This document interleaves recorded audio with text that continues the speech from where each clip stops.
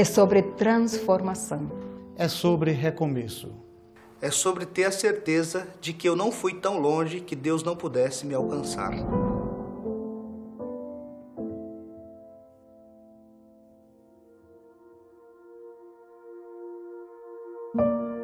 Eu tinha 8 anos de idade, em 1992, eu vim para São Paulo, morar com os meus tios. As coisas não estavam fáceis para minha mãe, criar os 3 filhos, sem pai. Então ela permitiu que eu viesse morar em São Paulo. Chegando aqui eu fui morar em um bairro periférico da cidade de São Paulo, em uma periferia. E na adolescência eu comecei a contrair alguns vícios. Então eu conheci a bebida alcoólica, o cigarro e estava cada vez mais me afundando nos vícios. Aos 16 anos de idade, eu saí da casa dos meus tios e fui morar sozinho. Mesmo com todas as dificuldades, eu queria trazer a minha mãe para o estado de São Paulo, a minha mãe e meus irmãos que moravam então no interior do Maranhão. Então eu consegui, os trouxe para cá, mas a minha mãe, ao chegar aqui, ela percebeu que eu tinha costumes diferentes dos demais filhos, dos outros 2 irmãos que ela criou. E aquilo a deixava muito triste. A minha mãe, ela veio para cá, para São Paulo, e ela já era convertida à fé adventista. E ela então começou a orar por mim, para que eu também me convertesse, para que eu parasse de fumar, de beber, de ir às festas. E parecia que nada estava adiantando. Até o dia em que ela me inscreveu em um curso para deixar de fumar na sua igreja local. Eu disse, tá bom, eu vou. Então eu fui para aquele curso e ali eu gostei muito, né? Realmente eu consegui parar de fumar. Depois daquilo, eu comecei a me interessar pela mensagem adventista. Então eu encontrei um irmão da igreja que começou a estudar a Bíblia comigo. E cada vez que estudávamos, as coisas começavam a ficar mais claras em minha mente, eu começava a sentir que eu deveria tomar maiores decisões em minha vida. Então, eu realmente não só parei de fumar, como também parei de beber e comecei a ir à igreja, a frequentar a igreja. E até um dia que eu estava frequentando uma semana especial de oração, que era a Semana Santa, e me fizeram um convite para que eu me batizasse. Eu, de prontidão, aceitei, né? E fui batizado, me tornando então um adventista do 7º dia. Eu não sabia quais passos eu daria, mas Deus foi conduzindo a minha vida de tal forma que no ano seguinte, 2005, eu deixei o meu emprego e eu fui colportar. E na colportagem fui bem sucedido.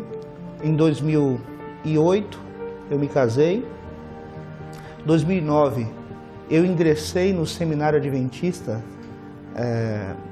de Teologia. E em 2012 eu concluí minha faculdade de Teologia. Hoje eu sou um pastor da Igreja Adventista 7º Dia, mas tudo que eu queria era apenas deixar de fumar quando eu fui à igreja naquela ocasião. Cada um de nós temos uma decisão a tomar. E quanto mais cedo tomarmos essa decisão, é melhor para as nossas vidas, para o nosso presente e muito mais para o nosso futuro. E também para que possamos garantir a vida eterna. Eu tomei a minha decisão ainda jovem, eu tinha 18 anos de idade. E eu nunca, jamais me arrependi. Eu digo a você, se tens de tomar uma decisão, que seja agora.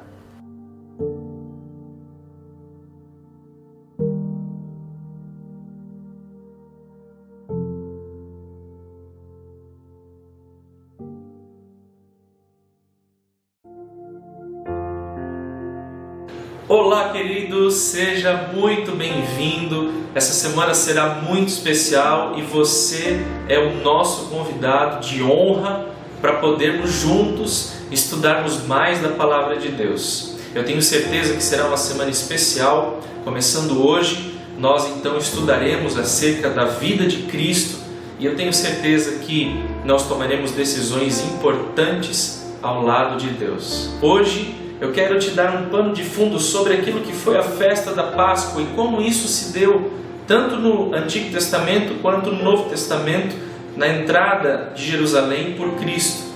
E hoje eu quero então estudar com você essas passagens bíblicas que falam sobre a Páscoa. Bom, a festa da Páscoa é uma festa antiga que começa com o povo hebreu, que era escravo no Egito, sendo liberto de sua escravidão. A história, relatada no capítulo 12 de Êxodo, diz que o Senhor passaria pela terra do Egito e que mataria todo primogênito, ou animal, ou homem, fosse ele rei ou escravo. Aquela era a 10ª praga vinda do Senhor. Só haveria uma maneira de escapar da ira divina, ou imolando um cordeiro e passando parte do sangue nos umbrais da porta, ou seria morto o primogênito da família.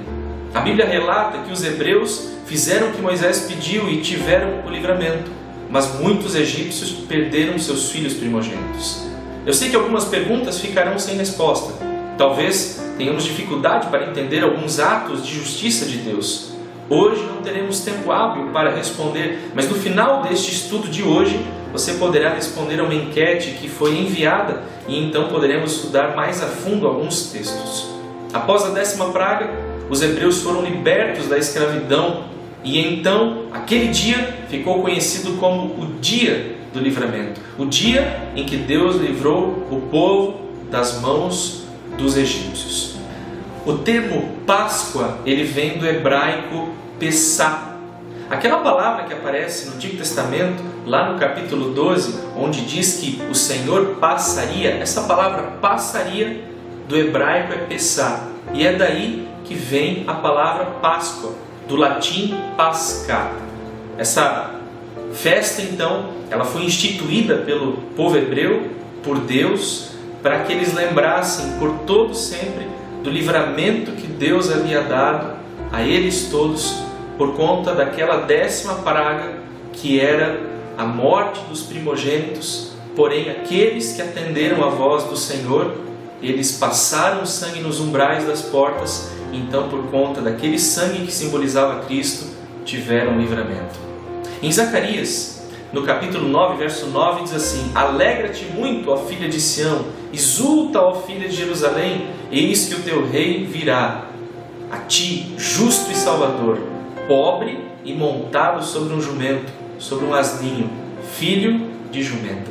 Esse texto de Zacarias ele foi escrito cerca de 500 anos antes de Cristo. E nos relatos de todos os evangelhos, Jesus entra em Jerusalém montado sobre um jumento, cumprindo a profecia. De acordo com estes evangelhos, Jesus então chega montado em um jumento em Jerusalém e o povo festivo então lançou seus mantos à sua frente, assim como também pequenos ramos de árvores. A multidão cantou parte de um salmo 118 que diz assim: Salva-nos agora, te pedimos, ó Senhor. Ó Senhor, envia-nos agora a prosperidade. Bendito seja aquele que vem em nome do Senhor. Da casa do Senhor vos abençoamos. Essa exaltação e esse louvor foi cantado a peitos abertos na entrada de Jesus. E eu quero te dizer uma coisa muito importante. Quando Jesus entrava na cidade e as pessoas clamavam hosanas, alguns fariseus vieram e disseram: Mestre, faça com que essas pessoas parem de fazer isso. E Jesus então disse: Se eu assim o pedir, até as próprias pedras clamarão. E eu quero te dizer duas coisas importantes. Primeiro, não permita que as pessoas tirem de você a liberdade de louvar a Deus. Segundo, não permita que as pessoas tirem de você a liberdade de servir a Deus, de aceitar a Jesus. Quando Jesus ia entrando em Jerusalém, montado neste jumento, ali estavam os cegos que haviam sido curados por Jesus e agora viam a entrada de Jesus. Ali estavam também surdos e mudos, que agora gritavam, exclamavam hosanas em altos e plenos pulmões. Ali também havia leprosos que haviam sido curados, que antes eram tidos como imundos, porém agora estavam no meio de todos louvando o nome do Senhor. Ali também tinha a viúva e o órfão comemorando este momento, porque o rei entrava em Jerusalém. Em Lucas, no capítulo 19, versos 41 e 42, diz assim: aproximando-se ainda mais, Jesus contemplou Jerusalém e chorou sobre ela, dizendo: ó, se também tu, ao menos neste dia que te é dado, conhecesses o que te podes trazer a paz, mas não, isso está oculto aos teus olhos. Quando Jesus então avista Jerusalém, ele começa a chorar.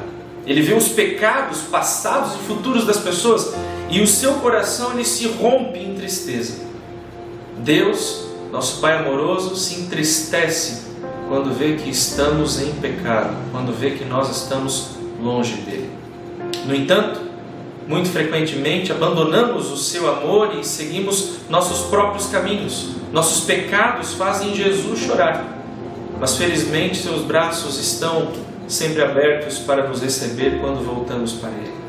Eu quero terminar aqui trazendo a nós duas lições importantes. A primeira: Jesus chorou por conta da crença superficial. No versículo 45 de Lucas 19, nessa passagem diz que Jesus, quando ele entra no templo, ele espalha as mesas dos cambistas que estão ali, que são desonestos. Eles queriam cumprir um requisito, mas não tinham um compromisso real com Deus. Eles estavam fazendo da casa de Deus uma coisa, uma balbúrdia. E Jesus naquele momento diz assim: minha casa será chamada casa de oração. Jesus também chorou por conta da cegueira espiritual. O coração de Jesus se partiu porque os judeus não conseguiam enxergá-lo, não conseguiam ver que ele era o Messias. E ele disse: se vocês compreendessem que nesse dia, que é o dia em que traz a paz, em que eu trago a paz, mas ele diz: vocês estão com os olhos ocultos, vocês estão com os olhos fechados. Eu queria concluir dizendo que hoje nós vimos que o sangue nos umbrais das portas, na 10ª praga, livraria todos da morte. Sabe por que alguns morreram? Porque rejeitaram a ordem divina e rejeitaram o sangue que simbolizava o sacrifício de Cristo. Hoje é o dia de aceitar a Cristo, que o seu coração esteja aberto para que Jesus faça morada e que no seu coração, hoje, pela fé, Jesus tenha também uma entrada triunfal e que Ele possa reinar para sempre na sua vida. Amém. Até amanhã.